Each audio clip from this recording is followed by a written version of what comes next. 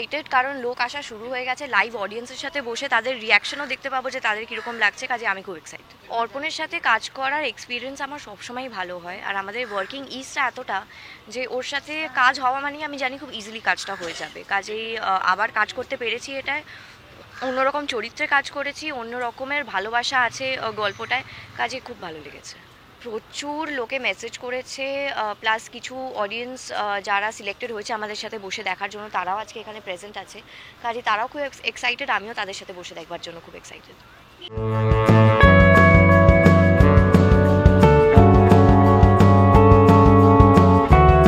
আমার একটা খুব কমপ্লেক্স আছে, মানে ধরুন আমি খুব খারাপ করছি, বুঝতে পারছি যে খারাপ করছি, তখন আমার মনে হয় আমি অনেকের থেকে ভালো করছি। না না, আমি জোকস আবার। হ্যাঁ, পছন্দ করেছেন, ভালো কথা বলেছেন, মানে আমি লাকি। এর মধ্যে জয়দীপদার ক্রেডিট আছে, সৌমিতদার ক্রেডিট আছে, আমাদের ডিওপি অনির্বাণদার ক্রেডিট আছে। তো সেই জায়গা থেকে বলতে গেলে এটা টেলিভিশন বলুন, ফিল্ম বলুন, ক্যামেরা মাধ্যমে সবটাই খুব মানে কালেকটিভ এফোর্ট। মানে পুরো টিম ভালো না হলে কখনোই ভালো কাজ একজন অ্যাক্টরের পক্ষে করা সম্ভব নয়। তো আমার মনে হয় তারা ভালো বলেই আমার কাজটা অনেকটা আপলিফ্ট হয়ে গেছে। হ্যাঁ হ্যাঁ হ্যাঁ, সেটা তো একেবারেই, মানে কারণ একটা বোর্ডডাম তৈরি হয় আমাদের টেলিভিশনে যখন আমরা করি, একই চরিত্র বহুদিন ধরে করে যাই, মানে ওভার এক্সপোজ হয়ে যাই, সেখান থেকে ভেঙে অন্য কিছু করা খুব কঠিন হয়। কিন্তু সেই জায়গায় এমন দুটো চরিত্র এসেছিলো যে দুটো আমরা একেবারেই মানে দূর দূর পর্যন্ত ওরকম চরিত্র করিনি, তো সেই জন্য ইজি হয়েছে ব্যাপারটা। খুবই এক্সাইটেড, আমি ব্যক্তিগতভাবে খুবই এক্সাইটেড, তার কারণ একটা থ্রিলার হিসেবে যে মিউজিকটা আমি করেছি এটাতে, এটা খুবই এক্সপেরিমেন্টাল জোনে, এবং যেহেতু অলরেডি রিলিজ করে গেছে গানগুলো এবং সিরিজটা, তো গান এবং বিজিএমের খুবই পজিটিভ রেসপন্স পাচ্ছি। তো আজকে আমরা সবাই বড় পর্দায় দেখব, আশা করছি সবার খুব ভালো লাগবে।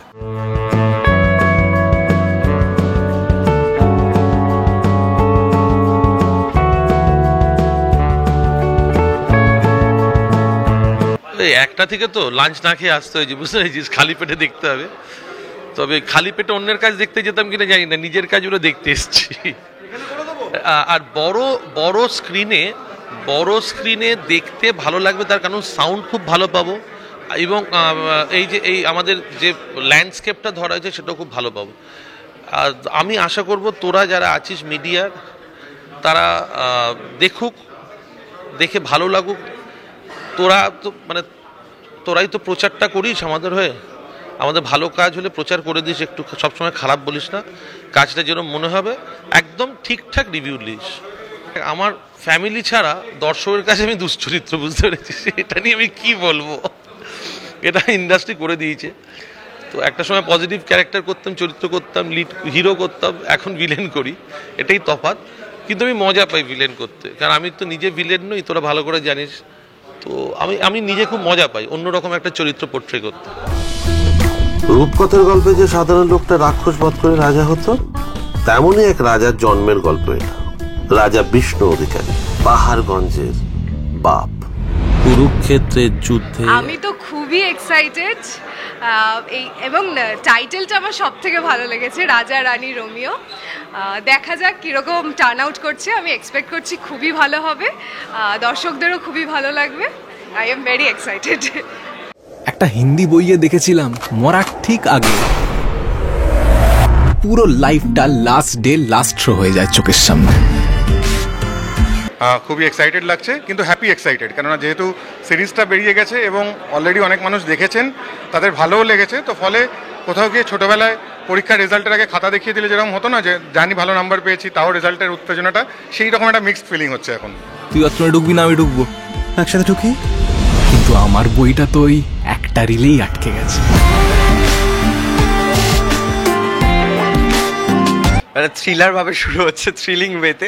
তো আশা করছি ভালোই কাটবে, এরকম থ্রিলিং ওয়েতেই 2024টা কাটবে, সেটা কাজের সূত্রেই কাটুক, এটাই এক্সপেক্ট করব। আর হ্যাঁ, রাজা রানী রোমিও, এই তিনজনের জুটি, যার মধ্যে দুজনের জুটি তো অলরেডি হিট সিরিয়াল জগতে, আমরা সেটা জানি। তো বাকি তার মধ্যে অ্যাড অন হয়েছে জয়জিৎ আঙ্কেল, সেও খুব ভালো অভিনেতা। তো তিনজনের জুটি মিলে একটা ধামাকা কাজ দিয়ে ক্লিকের নতুন বছর শুরু হোক, এটাই আমি আর কি তার জন্য প্রে করছি। এবং দর্শকদেরকেও রিকোয়েস্ট করবো যে তোমরাও দেখো, তাহলেই আরো ভালো ভালো কাজ হতে পারবে। শান্তি ছেলে শান্ত না, কেউ কখনো জানতো না শান্ত এত দরদ, শান্ত কেমন মরদ। আমার তো আপাতত কাজের কথা নিয়ে কাটছে এখনো অবধি, তো আর ফেলুদারও কবে রিলিজ হবে সেই কথা নিয়েও কাটছে। তো দেখা যাক, ফেলুদা হোপফুলি কিছু দিনের মধ্যেই হয়তো রিলিজ করতে পারে। ফেলুদার জন্য এক্সাইটেড আমি নিজেও, আর সেটার বাইরে নতুন কিছু কাজ নিয়েও কথা চলছে, হয়তো নতুনভাবে নতুন কিছু উপহার দিতে পারি এই বছর। দেখা যাক, যতক্ষণ না কোনোভাবেই পাবলিক হচ্ছে বিষয়টা ততক্ষণ আমিও নিজে থেকে পাবলিক করছি না, একটু অপেক্ষায় থাকো। কিন্তু যদি খবরটা আসে খুব ভালো খবর হতে চলেছে। এটার জন্যই কাজটা করা বলতে, গল্পটা পড়ে এই কাজটা না করে কেউ থাকতে পারতো না। আই এম ভেরি লাকি যে এই গল্পটা আমার কাছে এসছে। অর্পণের সাথে আবার কাজ হয়েছে, জয়দীপ দা ডিরেক্টর এবং রাইটার, উনি এত ভালো লিখেছেন এবং ডিরেকশন দিয়েছেন। কাজে আই এম রিয়েলি ওবলাইজড যে এই গল্পটা আমার কোলে এসে পড়েছে।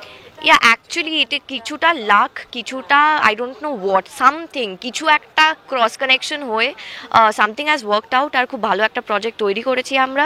পরীক্ষাটা দিয়ে বুঝে গেছিলাম যে রেজাল্টটা ভালো হবে, এবার আশা করি সত্যিই ভালো হবে, দেখা যাক।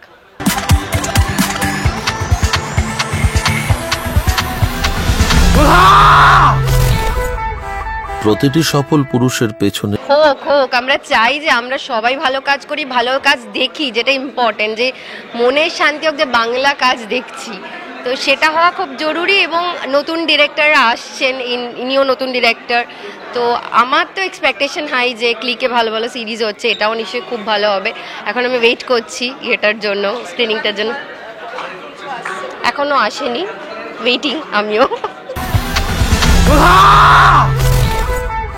প্রতিটি সফল পুরুষের পেছনে সবসময় একজন মেয়ে থাকে না, কোনো সময় মেয়েটার লাশও থাকে।